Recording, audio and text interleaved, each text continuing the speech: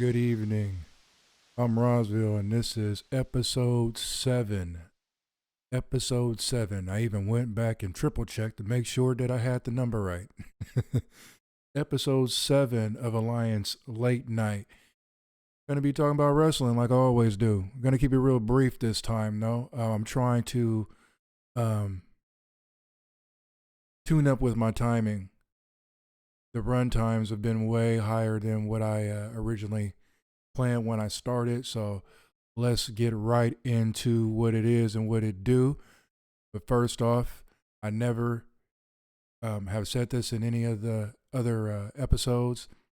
Maybe it has something to do with my numbers. If you like what you're hearing and you like participating in the chat as well as on X and on Facebook with me, please hit the thumbs up or hit the subscribe. It's greatly appreciated.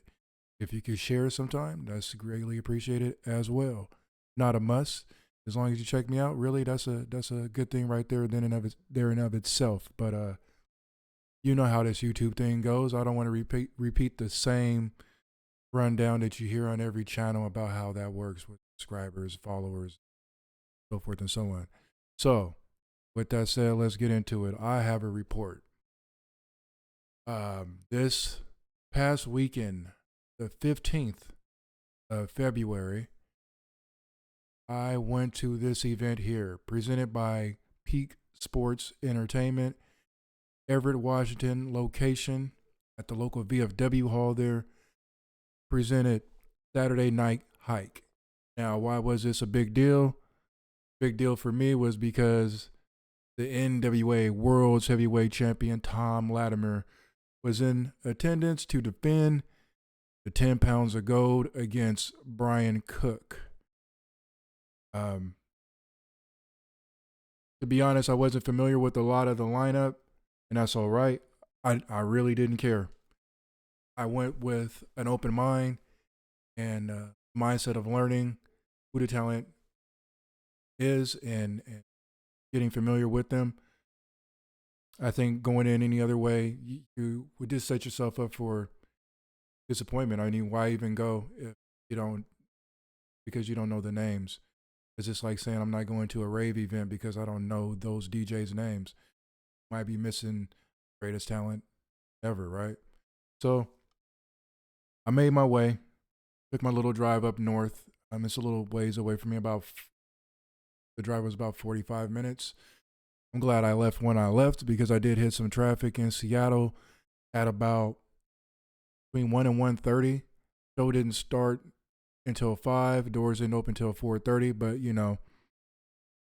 keep it professional, right? You show up early, plan accordingly. So I also didn't know what the parking situation would be like, although I did pre-map the area to see if there was a free street parking, and of course there was, but that would be neither here nor there. Once you get up there, if you wait to the last minute, you may be parking down the street, around the corner, out of sight, out of mind. And if you are aware of Snohomish County, downtown Everett, you kind of want your car in sight when you go into an event. So I was glad to be able to park pretty much right in front of the venue.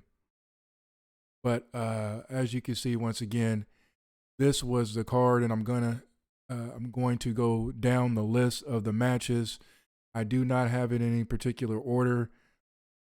I didn't keep notes during the event because, like I said, I was there to take it all in, to learn the talent, get a feel for how the promotion ran, get a vibe of the crowd and the venue, and just to give you a little tidbit about that before we get into the actual matches.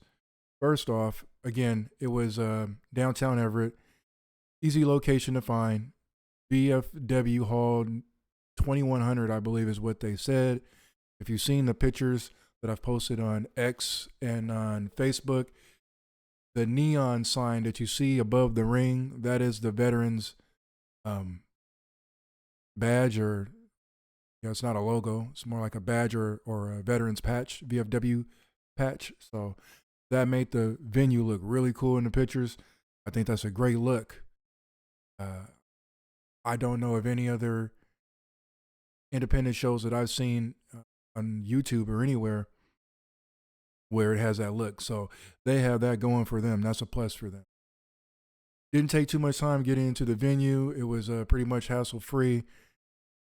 Some promotions will open up general admission tickets that are standing room only. The general admission for this event does include seats, which I thought was great. I've been to other events where the general admission was standing room only. So I actually went there with the mindset that I was going to be standing up for about 2 hours.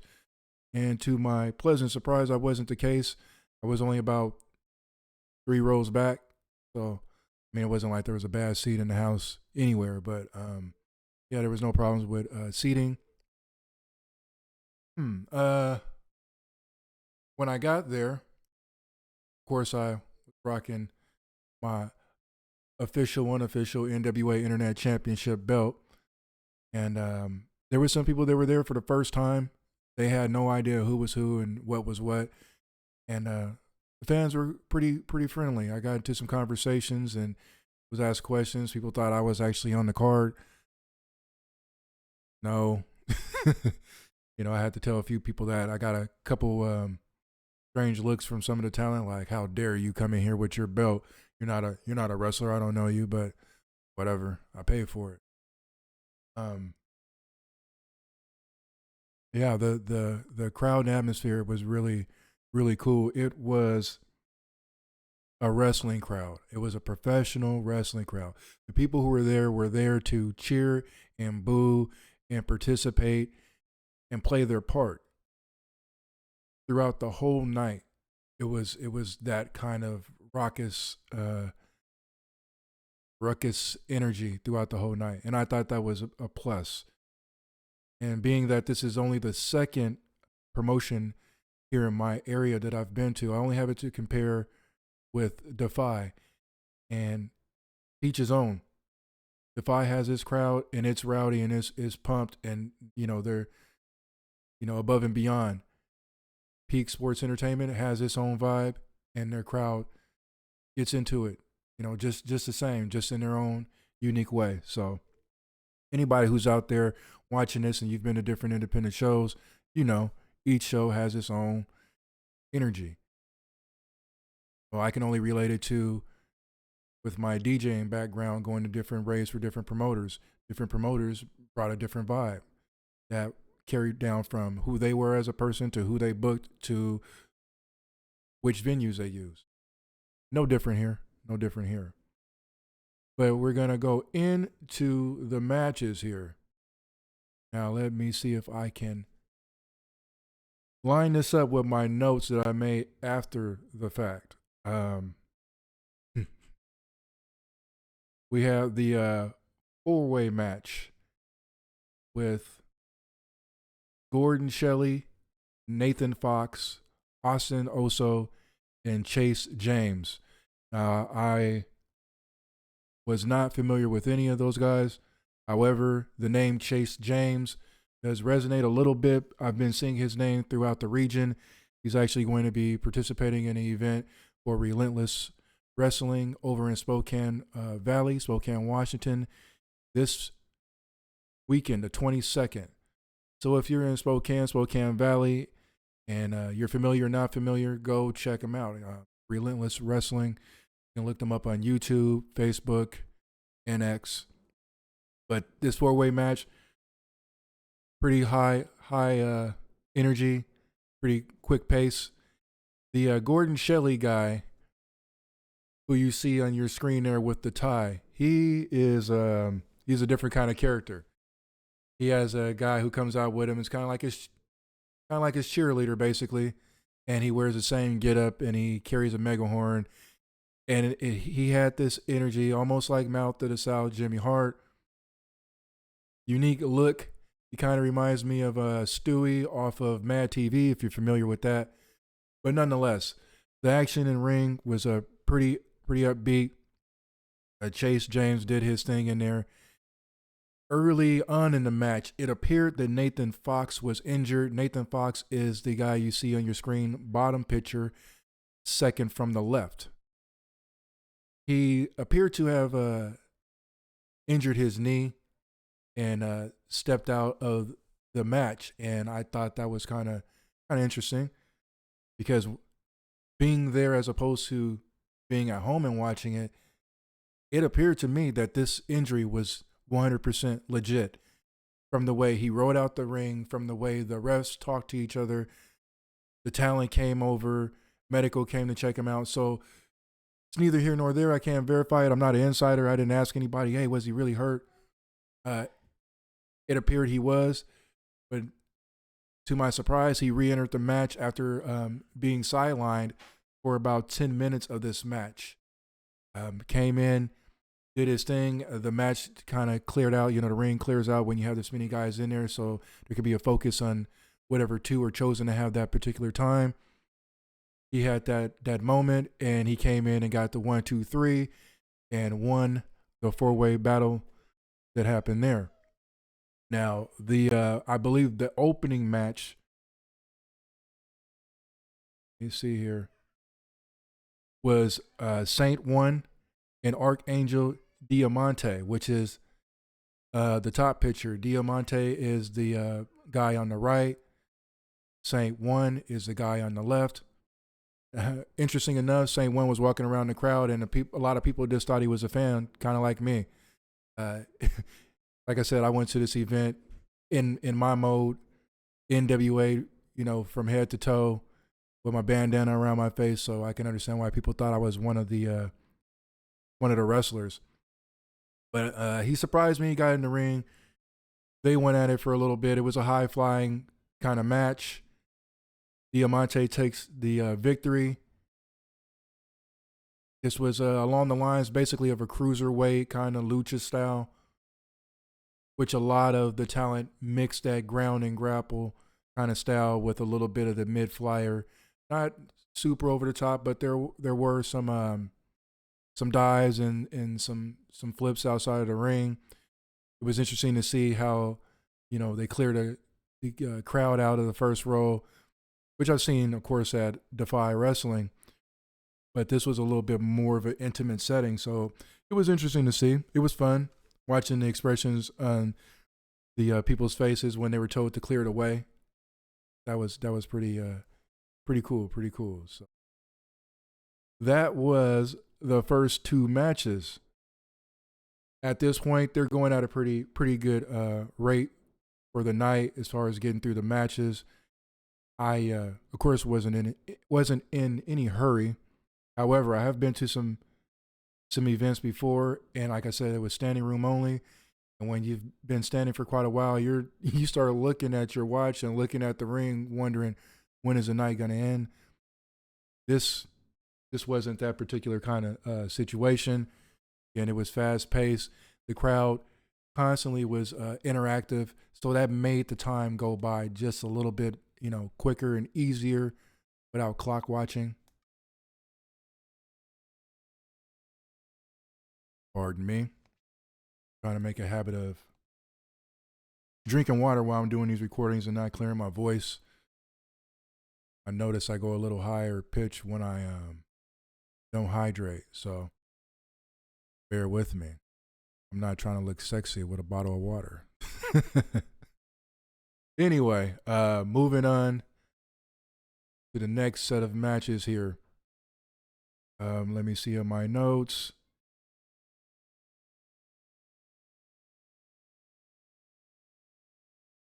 Okay, this is the Rain City Stretcher, Lisa Hall versus Murphy Madison. That is picture bottom. Murphy Madison is on your right. Lisa is on your left. This was a pretty interesting women's bout. Again, I don't know the talent, wasn't familiar with, but the buildup of this match was pretty cool. The interaction with the crowd was pretty cool. Picking and choosing who you were cheering for was a thing if you didn't know, but at the same time, the crowd who were the regulars kind of, you know, let you know who, you know, who were the heels and, you know, who were the faces or whatever. But here, and even throughout the whole night, I noticed there was a back and forth, and I think that had something to do with the fact that a lot of people were there for the very first time and just didn't know, so they were rooting for and booing whoever they felt like, you know, they wanted to cheer or boo, which I thought was great because no matter what, there was constant buzz coming from the crowd, you know, haggling the referee about quick counts and things like that. But I hope I'm getting her name right. It is spelled Liiza. So Lisa actually took the victory in this match, but throughout the whole bout, it looked like Murphy was going to pull it off. It was a back and forth, a display of ring basics is what I would highlight with this match. A little bit of hard hitting action, a little bit of mid rope stuff, but all in all, it was a great match. Let me not say great match. It was a good match. We have to watch how we word these things, and our ratings for things are off. Not to take anything away from either athlete or anybody else on the card for the night. I'm just trying to watch my wording when I do these reviews. So again, Lisa took the victory.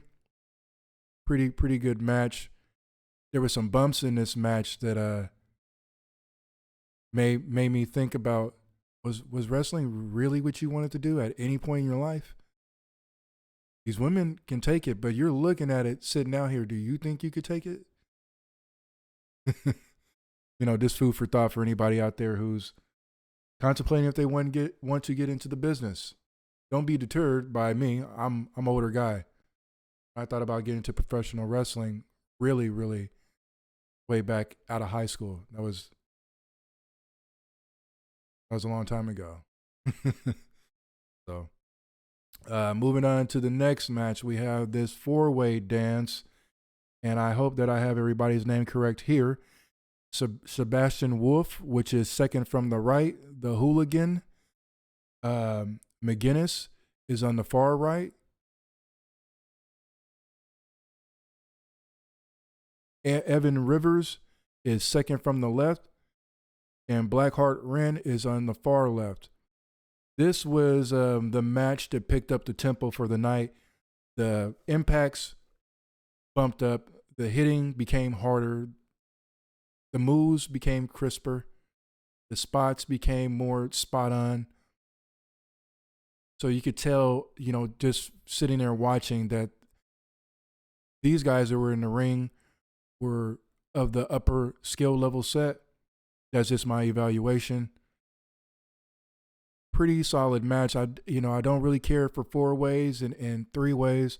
However, I understand from an independent booking situation, you're squeezing the talent into something to give your entertainment value, and at the same time, this was a match to declare the number one contender for the Peak Sports Entertainment Championship, which, by the way, is held currently by a woman. We'll get to that in just a little bit. Again, hard hitting. Evan Rivers did his thing in there. Sebastian Wolf has made appearances in Defy Wrestling. Pretty solid build guy. He was hitting hard in there. I'm talking about, there was some hard hitting going on. Again, just to make you think about whether or not this is for you or not. And you could tell that this was the cream that is rising to the top. I can see at least two of these guys out of this match easily getting signed with a TNA, Ring of Honor, or AEW within the next year or two. For all I know, the likes of maybe Wolf may have already made an appearance. For those of you who aren't familiar with Defy Wrestling, again, a lot of talent that flows through there flows through AEW.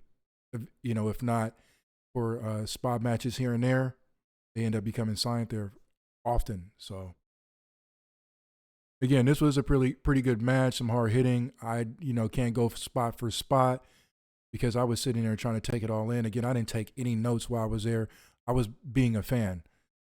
But just to let you know, Wolf did take the W for this match. And at some point, he'll be going on to face the Peak Sports champion, whoever that may be, by the time he gets that match. We're going to move on to the next. And again, you know, for those of you who haven't been to an independent show or maybe a non-televised show, the formatting is that there's so many matches that they have in one portion of the show. Then there's an intermission, then they come back and you get the other matches. So, you know, there was an intermission. It took place. It wasn't too long. You know, get up, stretch your legs, do your thing, come on back, get back to the action. And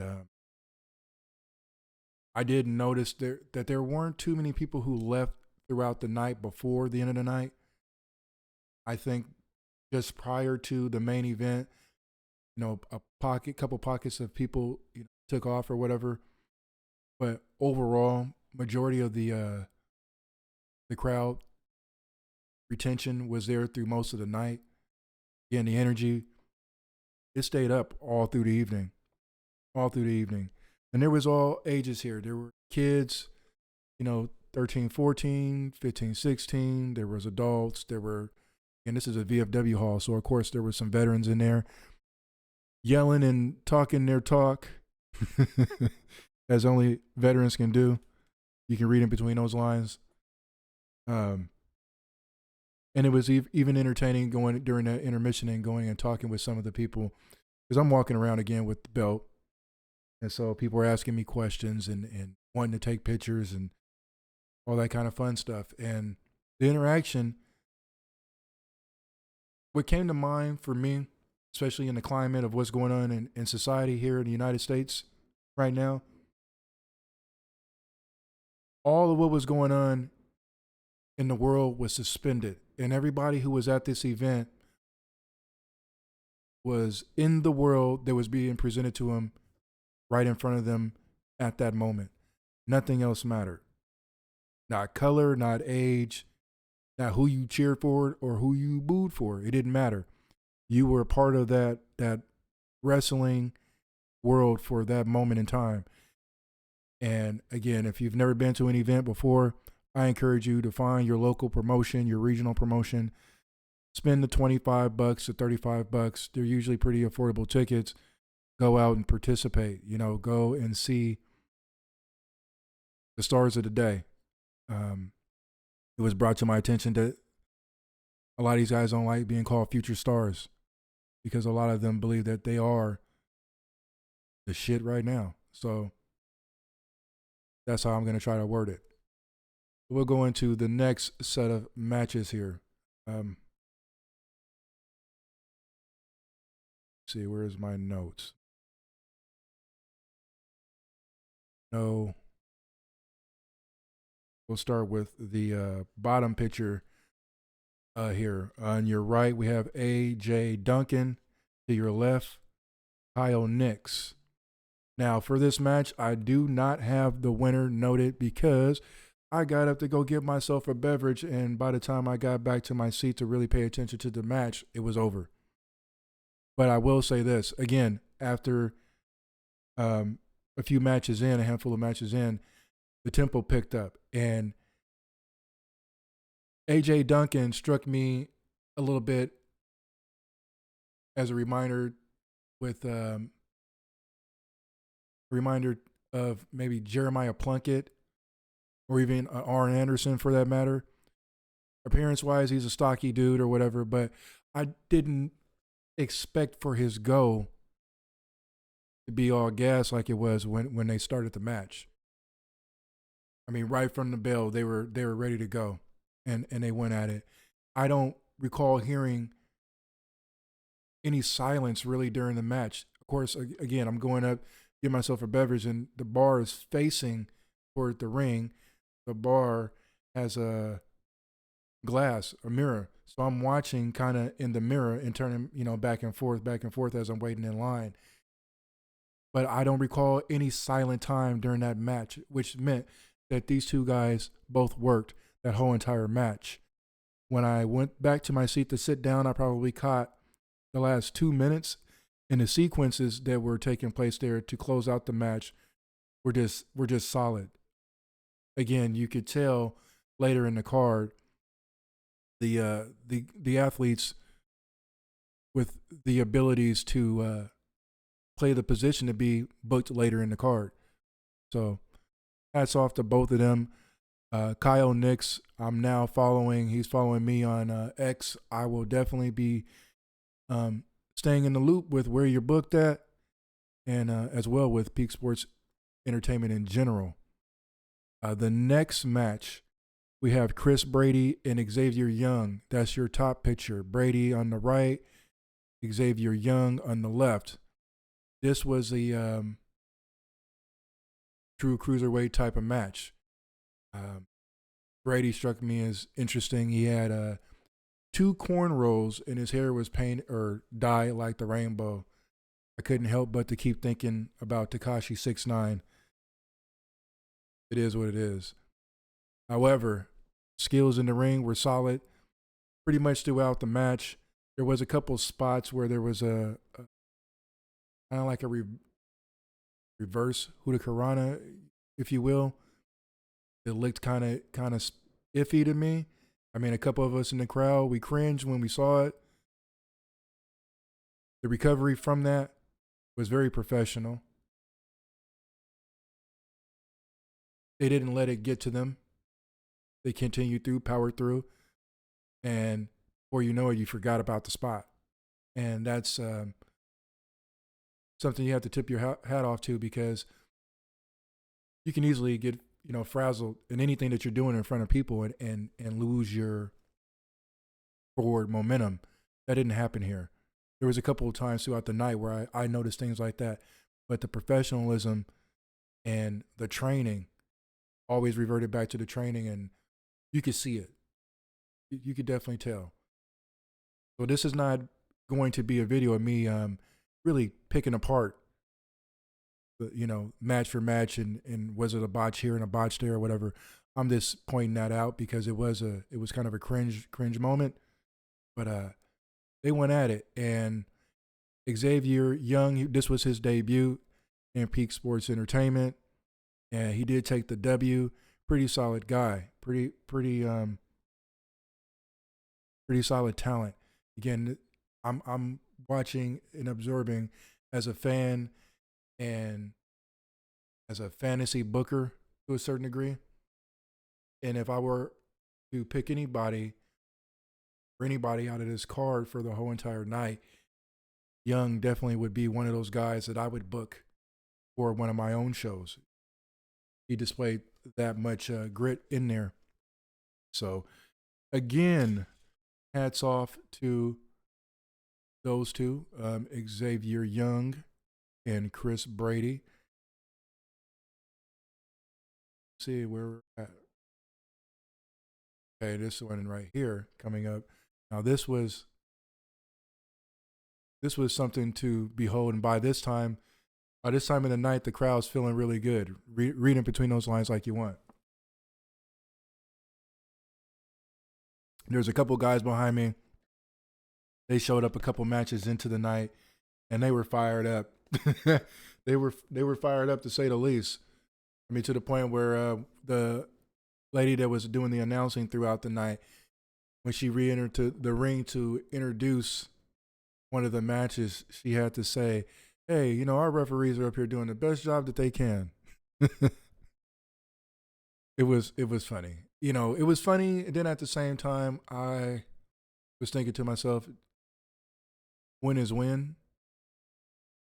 But that's just me. I'm my own type of spectator and fan, and they're their own, right? So no harm, no foul. Nobody got kicked out. Great. We're going into the next set of matches here. See. Okay, we'll start with the bottom picture. On the left is Mickey Montoya. On the right is Adrian Rain. This is Adrian Rain's, or this was Adrian Rain's debut as well in Peak Sports Entertainment. Now, again, the crowd's feeling pretty good, and Mickey Montoya has these kind of iridescent tights on, and these guys would not let up on him at all. But, professional wrestlers are trained for this, right? Didn't lose a step in the ring. Both of them went at it. High octane. The gears were shifting in this match, and what I mean by that is it you could look as a fan and see it go gear 1, gear 2, gear 3. Let's go. Let's wrap it up. Here we go. And to see it in sync like it was, that was pretty amazing. TV doesn't do justice of what you see in person, especially when you're this up and close. I did not recall who won this match. Unfortunately, I'm believing that it was Adrian Rain who took the win, which is the guy bottom picture to the right. But Mickey kept going. He was fighting through the disgruntled fans that were showing him no love whatsoever. It was pretty comical. Great match all in all. I like the pace of it. I like the sellability. I didn't feel like anything was fake. Not at all. I'm trying to think throughout the whole night, doing a review in my head real quick. The selling throughout the whole night was really good. People taking their hard hits and falling outside of the ring, taking their time to get back in the ring, selling shots when they were on the top rope, selling the bigger moves. There wasn't a whole bunch of kicking out of clear-cut finishers. You didn't see that. The matches weren't overcooked. And that's a plus because, that's something that is frowned upon from a lot of veterans in the business who also run podcasts and do reviews of the bigger guys like WWE and AEW, knowing when to call a match, knowing when to wrap it up. I saw very good timing throughout the whole night, going all the way through the main event. That was my take on things. Next match, we have C4, which is on your top left, versus Illa Tribe, which is on the right. This is also their debut appearance in Peak Sports Entertainment.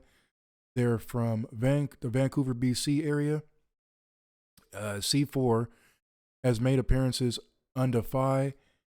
I'm not sure if they've been in AEW yet. I know the Bollywood boys have out of Defy, but I'm not sure if C4 has made an appearance there yet. Nonetheless, this was all business from the time the bell rang. I had no pick in the fight, no dog in the fight, but both teams they took it to the limit. They took it to you could tell they want to be the main event. If that gives you any idea of what the performance was like. The tag team action, as far as the continuity between the teams within each other, the tag ins, the tag outs, the team up moves and the sequences. I didn't see any flaws on either side.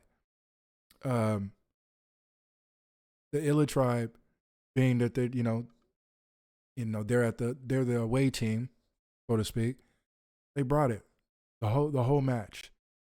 C4 did take the victory. Again, good sequences of tag team action. Doing their team up moves. One hit here, follow up by that. dive, elbow, and off the top rope. Just what you would see in a typical well-oiled machine when it comes to tag team action. They both had it. I would like to see more of the Illa Tribe, and I would like to get their contacts so I can see where they're working at in Vancouver, BC, so I can follow that action up there. They're a team to look for. They will go places, as well as C4. Both of them will go places, no doubt. We're moving on to the two main events, and this is where it gets pretty interesting. I didn't know prior that the current champion, and I believe there's only one title for the company. I may be wrong. Anybody out there who knows Peak Sports or any of the talent that may catch this, let me know. There's only one title, and the champion is Kale, which is a woman. And for the title match for the Peak Sports Championship, we had Kale versus the artist formerly known as Rashad Tyson, which you see bottom right. He was a character. He's kind of like, a meme slash ballet slash stage theater.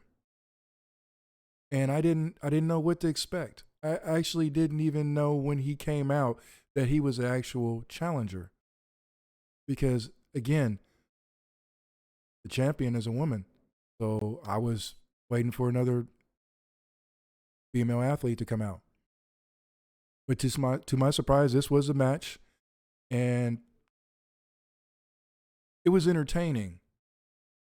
It was entertaining just as much as it was athletic. And I have to give it to both athletes. They both sold what they were doing. They were well into their character. You could tell there's a lot of time spent on the character development. The artist formerly known as, he has his stick. He has his thing. And it took me a little bit to get into it. It may not be necessarily anything I would choose for myself, or if I were a promoter, it wouldn't be necessarily a character that I would create, but he's working what he's created, and he did a great job in there. Unfortunately for him, Kale's management, which I believe is called the Pipeline, correct me if I'm wrong, anybody out there, decided to make this a non-title match. So, with that said, the artist formerly known as Rashad Tyson did take the W, but he didn't take the gold, unfortunately. So maybe next time you get a shot. But with Sebastian Wolf, now the number one contender, we'll see how that works out. See, I'm already following the whole scheme of things. I got it all together already. Moving on to the main event.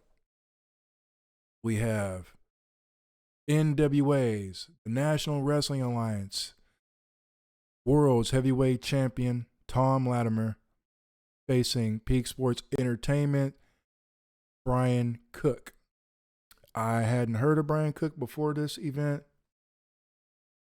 I even now I haven't done any research to find out where he's been outside of this promotion. But what I will say, with no expectations, I was pleasantly surprised at his in-ring skills and abilities. At no point did I see Brian Cook as the weaker link per se.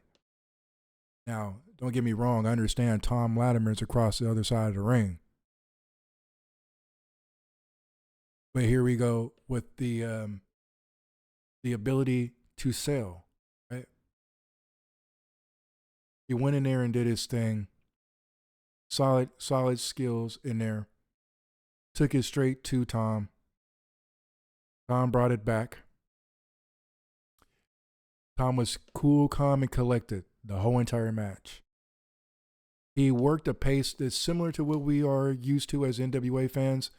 Most of you guys who are watching my channel, you know that I'm a big NWA fan, and that's basically what got this channel started, was a review the NWA, and now I've just kind of branched out into covering some of the regional promotions. So watching him on TV or watching him on X episodes of NWA Power, I saw some of those elements, but I saw more of a progressive approach in this match from Tom. It was levels, and it kept moving up and up and up.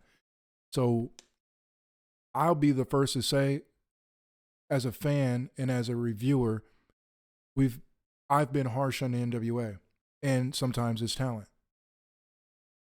Here was a situation where I saw someone from the NWA live and in person, and the speed adapted to the environment. And that's what a good world champion is supposed to do. You adjust and you adapt. He did just that. Said the back and forth. This is the NWA's World's Heavyweight Champion, and the guy is huge. The guy, seeing him on TV and seeing him in person aren't the same things. It's just not the same thing. He's swole, he's yoked, he's buff, he's that guy. And he went out there and did his thing. There was a double clothesline at one point in the match. Both guys are down. You know, both guys recover. They go into the sequence. You know, the back and forth, the attempted pins, the attempted roll-ups, sleeper hold. One missed move by Brian Cook. He ended up in the sit-down powerbomb. 1, 2, 3, and still your NWA World's Heavyweight Champion, Tom Latimer. So, all in all, when I go back and I think about the whole entire night, it was a good event. It was a good experience. It was a good experience. Props to the talent, you know, all the talent that participated, all the staff members, sound guys, everybody. And shout out to the crowd. The participation from this crowd made me think about NWA Power.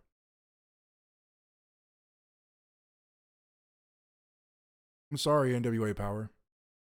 I don't want to be the ones who tell you or tell the powers that be through this podcast, which, you know, I'm sure not many of you are watching, if any.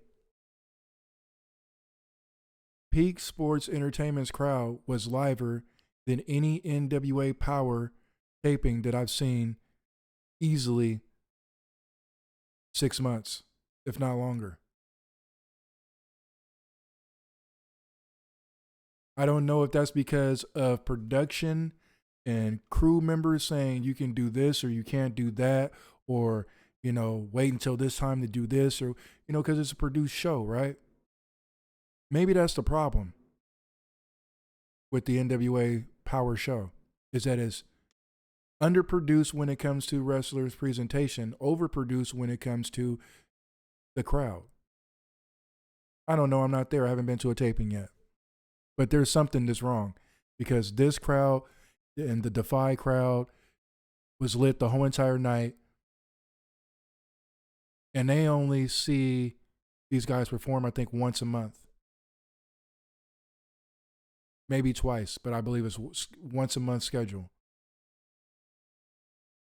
Perhaps these TV tapings that are happening in the NWA, where there's multiple cards taped in one day, one evening,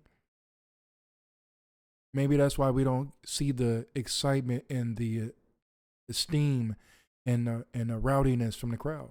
They're exhausted. They have to sit there and play as a studio audience, which makes it kind of artificial. This is my 2 cents on it, but again, I still went over my time for this evening. I'm going to go ahead and wrap this up. If you are in the area, Seattle, Everett, Tacoma, Snohomish, Lake Stevens, Linwood, did I say Seattle already? Yes, Renton, and anywhere else that's on the western side of the state. If you're looking for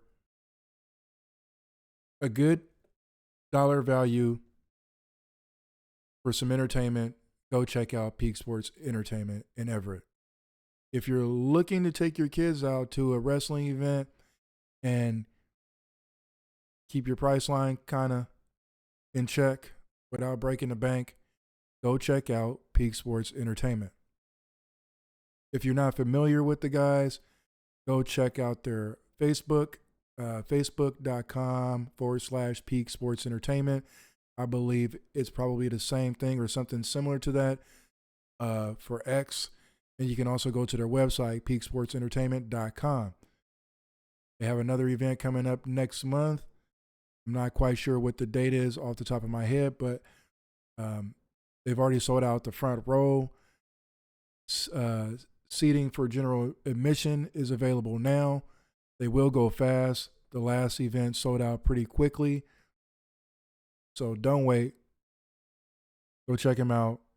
Buy your tickets now. And also, for anybody who's going to be at the Portland Wrestling Expo February 22nd, some of the talent from Peak Sports will be there. You can meet some of the talent there and get familiar with what's going on and make your way.